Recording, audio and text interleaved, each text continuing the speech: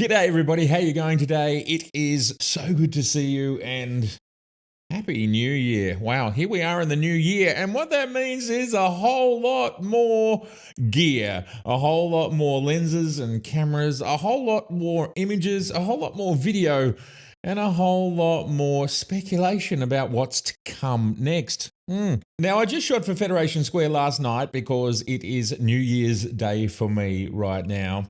The fireworks, I'm hoping Federation Square will let me turn that into a video so I can show you what I did shooting for Federation Square, which is basically the town square for the city of Melbourne. It's an absolutely massive New Year's Eve, and for the 12 o'clock fireworks, I ended up on the roof of a building at Federation Square capturing the action. I shot with 4 different cameras, Z8, Z9, Z6 III, and Z7, using 4 primes for the majority of it, and just a great showcase of what this technology is capable of. I've been shooting major events, I think, if memory serves me correctly, 1999 Moomba, which is a kind of massive sort of street parade festival, maybe the first major event that I photographed.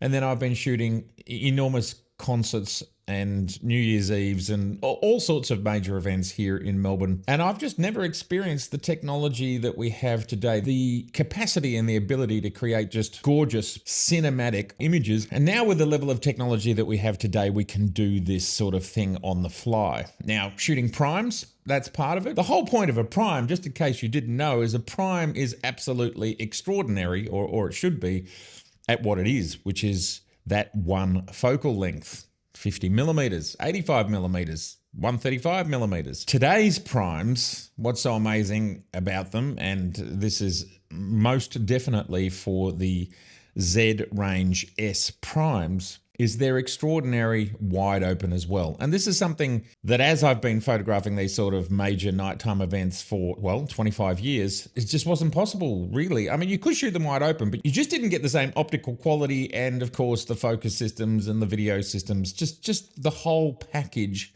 has advanced so much for these very difficult, and in this case, nighttime, and that's what makes it difficult. Nighttime, lots of different light sources, lots of action, lots going on, everything's moving quickly, you don't have much time, and then it's all over. I hope to bring you that, but I'm sitting in the glow of a big night of shooting. The traffic was so enormous getting out of the city. I didn't get home till 2 a.m. If I skip a few beats here, my apologies. It was a big night. In this video, we're going to speculate on what might be Nikon's next major sensor technology. Speculation is sometimes considered just made up, which I suppose it can be. I tend to like to speculate based on lots of data. And in the case of this particular video, we're talking about hard data that Nikon has released themselves. Now, this particular technology that I want to talk about today is a sensor that runs at 1,000 frames per second and has high dynamic range. And you might go, well, this is all theoretical. And the reality is it's not. Nikon has actually created prototype cameras, which we will see in this video. You can actually see the camera in this paper that they have released publicly. And we can also see some of the results. And you might go, oh, it's just some little sensor. And it's not. It's actually a 1-inch sensor. What's even more interesting about this is the pixel pitch. Well, it's the sort of pixel pitch we see all the time in all sorts of devices. So this is all very real world, and they've been working on it for a while. It's ridiculously fast. It has high dynamic range, and it's created on a 65 nanometer process. Does anyone know what that means? That's about the lithography required to etch these sorts of sensors, which is a conversation I was having recently in my Nikon museum visit video, which you should check out up there. Nikon make etching or lithography or stepper machines that are capable of working at that sort of resolution, which comes back to the conversation that, well, is it possible that Nikon's actual lithography machines are etching their own sensors? And from my perspective, that's probably highly likely. Nikon are very involved in the creation of their own sensors, and we will see here in this video, this is what they're doing right here, right now with this sensor. This is not somebody else's technology. This is their technology. Let's get into looking at this document. And look, this is a big nerdy video. If big nerdy videos are not for you, then maybe wait for the next one. But if you're really interested in seeing a bit of a deep dive on some pretty serious technology that, if it ever comes to pass, or even a version of this comes to pass, as I said, it runs at 1000 frames per second. That means it can take images at 1000 frames per second. Even if it was a half, a quarter, a fifth of the speed, that would make it extraordinary. This is the title: a 1-inch 17 megapixel 1000 fps block controlled coded exposure back illuminated stacked CMOS image sensor for computational imaging and adaptive dynamic range control. Now, it could be argued that this sensor is not aimed at the photographic market. But when we go on to read the first paragraph, we do see that it's aimed at high dynamic range situations. Now, one area that I think Nikon is very interested in and is going to be an enormous growth industry, it's already enormous, is cameras in cars. The automotive industry. Tesla has something like 7 or 9 cameras. And if you think about the millions of cars that are sold every year, and more technology is going to be required, along with other usages besides simply cars, the need for sensors to see the world is enormous. And of course, the world, when you're outside driving or in all sorts of exterior needs, you do need high dynamic range sensors. And a sensor running at a high frame rate means that you are getting more data into the computer to be able to make decisions about the world in front of it. This sensor may not be for a global Nikon camera as you and I know it, a Z9II perhaps. It might be for automotive and other such usages. Robots as well, of course. Tesla is making Optimus their new robot, and it also needs lots of sensors to see the world around it. But of course, any technology that's being worked on, the byproducts of those technologies can end up in other places. And that's where we might see a version of this that's larger but slower. And when we say slower, well, 1000 frames per second is ridiculously fast. Even if we had 1/5 of the speed at 200 frames per second, or 1/10 of the speed at 100 frames per second, well, I think we'd all be pretty excited if it still had awesome high dynamic range. And thus, it might not be this sensor, it might be a derivative of this sensor. Let's deep dive into what this 1000 frames per second high dynamic range 1-inch sensor is all about. This study introduces a vision system that can acquire images at high speeds and high resolutions. It can handle wide differences in brightness beyond human perception. Image sensors are not only used in digital still cameras, but also in a wide range of fields, such as robotic vision. Object recognition and movement tracking at high speeds and high definitions are essential in automated driving systems, especially in dark tunnels or in a midsummer sunshine. However, capturing a moving subject with a high contrast and achieving a high performance concerning all aspects is challenging because of the trade-off between high definition and high frame rate and pixel size and dynamic range. We developed a high-speed vision system capable of 1000 frames per second readout operation at a resolution of 4 by 4K, achieving a dynamic range of 110 dB and fine pixels of 2.7. Now, 110 dB, I don't know how that translates to dynamic range. Is that 10 stops, 11 stops, 14 stops? Is that 20 stops? If anybody out there knows, I would love you all to let us know, because I think that is a pretty critical part of this sensor, and Nikon is stating it works in some very high dynamic range situations, so that is very cool. These characteristics were achieved simultaneously using coded exposure, CE, which divides the image plane into smaller blocks and controls the exposure time of each block individually. Now, this is critical This is how this sensor is able to achieve high dynamic range with such small photo sites at such high speed. An idea like this already exists somewhere really common and really obvious that's in all of our homes. The way that LED television panel backlights have worked is to have zones, and those zones might be a grid, sort of like a chessboard, but obviously it's not square, it's rectangular, and there might be 40 or 60 or 120 zones, backlit zones that can be turned on and off or made brighter and dimmer. And that's how we get brighter and dimmer areas on our flat panel displays. And as that technology has matured, you've had smaller and smaller and more of those zones, thus creating a higher resolution of intensity of light. To the point where if you buy an OLED screen, an OLED screen, well, each individual pixel is illuminated on its own. But there are still plenty of manufacturers creating that other type of screen where there is a massive grid of illumination panels behind the color pixels, the color pixel array. It's funny, TVs are actually quite similar to sensors in a lot of ways. That's how we get differing levels of brightness.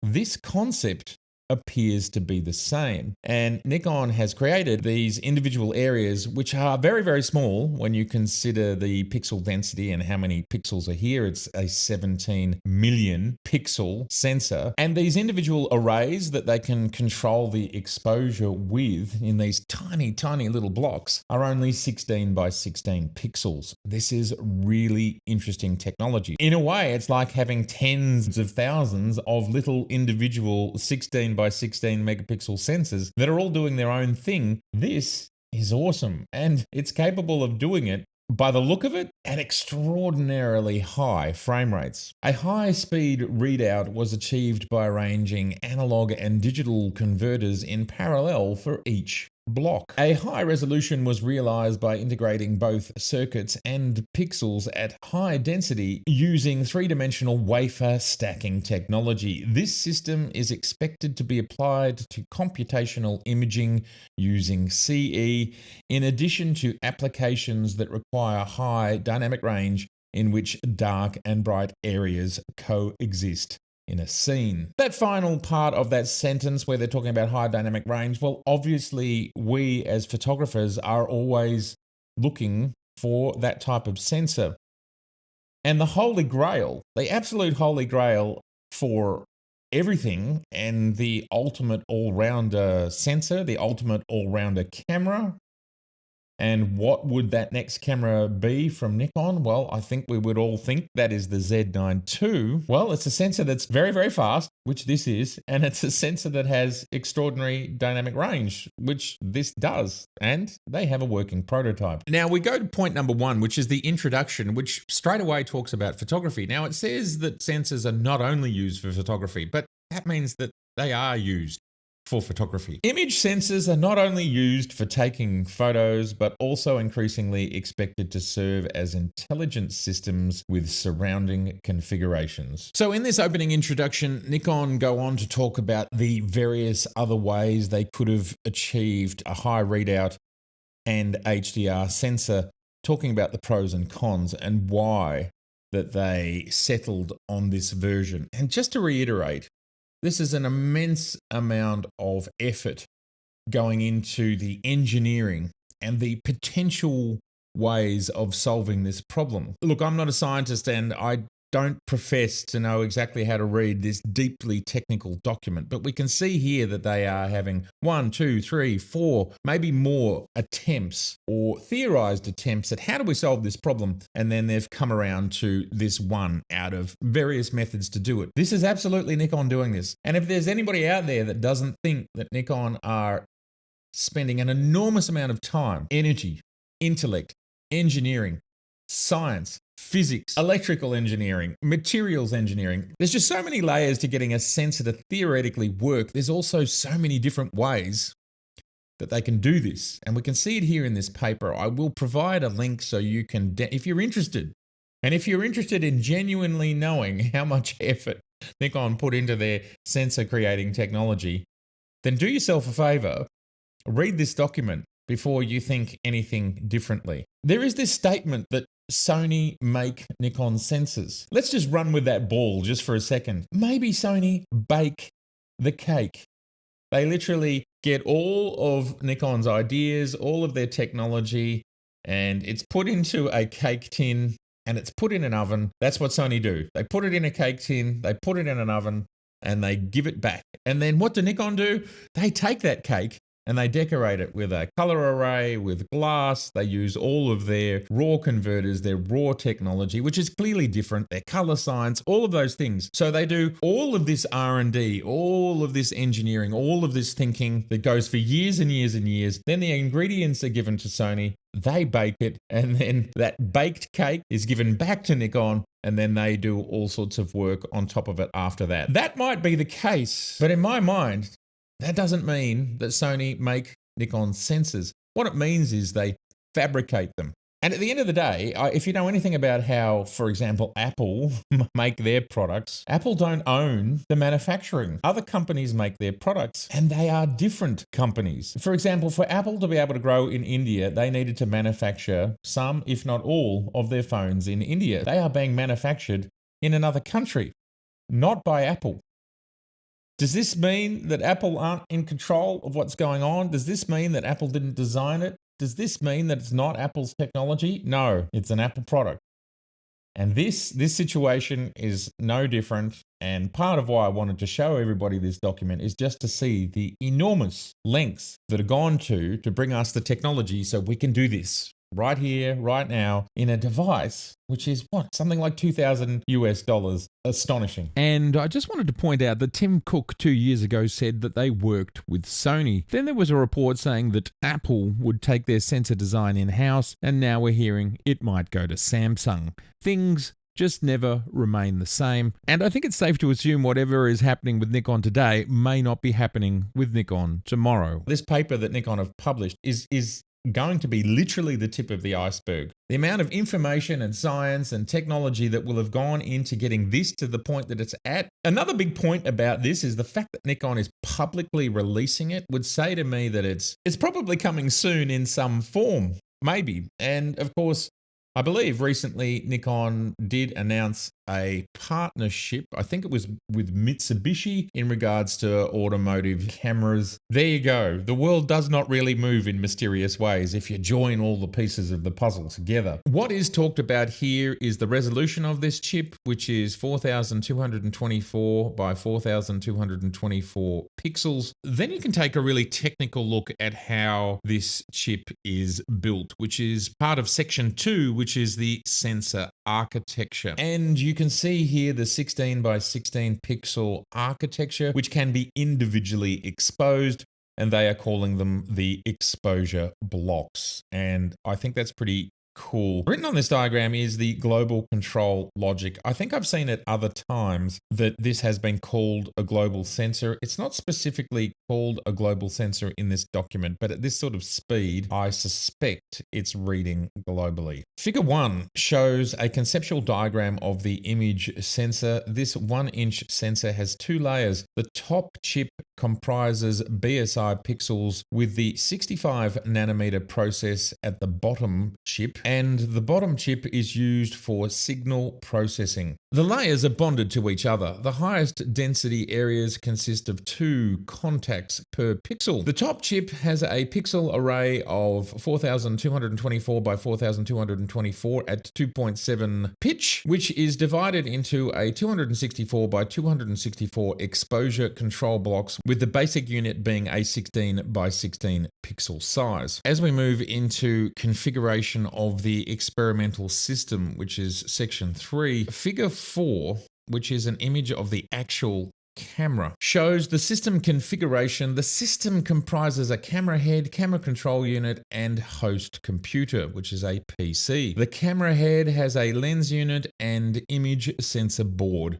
The camera control unit is composed of 2 field programmable gate arrays and a power supply board and functions to control the image sensor, supply power and receive image data. The PC controls the entire system process and then saves the images. From what I'm reading here, it says the exposure value can be updated in every 8 frames, which is still extraordinarily fast when you're talking about 1,000 frames per second. We are getting exposure information and being able to change the exposure. That's more than 100 times a second. In section 4, results and discussion, they talk about how they were able to achieve high dynamic range results at 1,000 frames per second. In 4.3, we talk about HDR tracking for moving objects. Figure 7 shows the results of the responsiveness of exposure control to moving objects. The sensor was operated at 1,000 frames per second and an object moved horizontally on the screen. The image on the left captured without an exposure control when the object dashes from the dark to the bright area of frame 345. With respect to the initial state of frame 1, the characters on the body are oversaturated. The results of the dynamic exposure control in every 8 frames are demonstrated on the right side. Updating the exposure table in every 8 frames suppresses the oversaturation of characters on the body and realizes an HDR image. 4.4 Sensor Specifications. Table 1 presents a comparison between the performance of our sensor with that of other sensors presented in the existing studies. Our developed sensor achieves high speed readout with a resolution of 17 megapixels. In addition, this paper demonstrates HDR with small pixels of 2.7. The total power of the sensor was 7.4 watts at 1,000 frames per second. The chip micrograph is shown in figure 8. Both chips were fabricated using the 65 nanometer process. 4.5 More applications using coded exposure. Figure 9 shows an application that overlays the information. Number 5, conclusions. In this study, we have newly developed a CMOS image sensor with a stacked structure that operates at 1,000 frames per second while having a high resolution of 17 megapixels with a small pixel pitch of 2.7. By using the block-wise coded exposure function, 110 decibel dynamic range is achieved at 1,000 frames per second in a single frame, and 134 dB dynamic range in 16 frames. This vision system can be applied to various computational imaging using the coded exposure function. In addition to high dynamic range imaging in scenes where dark and bright areas of the subject are mixed in the frame. Whether this ends up being a Z9II or not, this is really interesting technology that may well be applicable to the photography industry. Remember, Nikon is showing us here what they're happy to publicly show us. I did a little bit of maths in regards to this sensor, its pixel pitch, and this sensor, if it was expanded out to a 35mm sensor, would be something, I think, if my maths is correct, something like 12,000 pixels on the long edge. That's significantly more than the current just over 8,000 we have on a 45 megapixel camera. That is bringing us more up to a 100 megapixel sensor. Interesting, isn't it? Because we've talked about those sorts of things before. We've talked about them wanting to be high dynamic range, and that sort of technology we might want to see in a Z7 III. So who knows? A slower version of this. We do not need, nobody wants 1,000 frames per second in a Z7 III. And I suspect the heat and the power consumption and just the data pipeline would all be extraordinarily unreasonable. But imagine if it was 20 frames per second, 1/50th of everything that's going on here speed-wise, but giving us all of the advantages of that HDR and that very large sensor size. And again, the same thinking could be applied to a Z9II. If we go from 12,000 pixels in width down to 8,000 odd pixels in width, we halve or quarter the speed, 250 frames. Maybe 1/8 of the speed, around 125 frames. Isn't that interesting? 120 frames. That seems to be a magic number in the industry right now. So at 1/8 the speed, around 120 frames per second, pixel pitch becomes larger. uses far less power.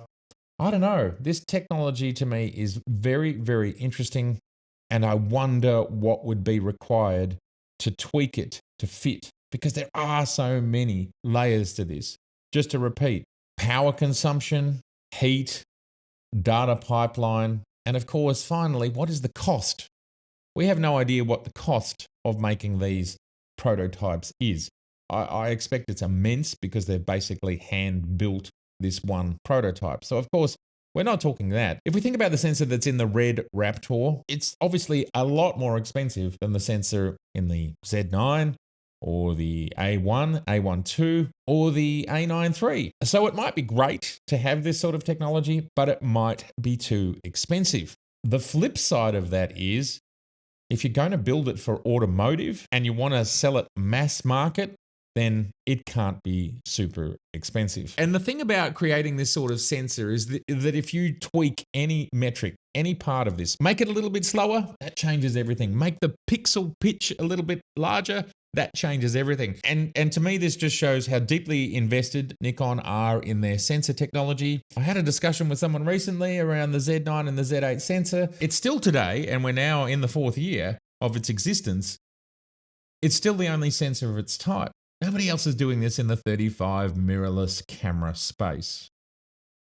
So don't discount Nikon for being able to do some pretty extraordinary things in this space in the future, along with the fact that they now have RED's alchemy, RED's sensor technology to also add to their gamut of tools and expertise and engineering they have at hand. The future is very bright, and I'd love to know your thoughts on this look at this paper published by Nikon. It's publicly available on their website. There have been patent applications for this going on for quite a number of years. They have been working on it a long time. All right, everybody, it's been so good to see you, and if this is your first time here, I would love to see you again. So please do subscribe, please share, and please like. All right, bye for now.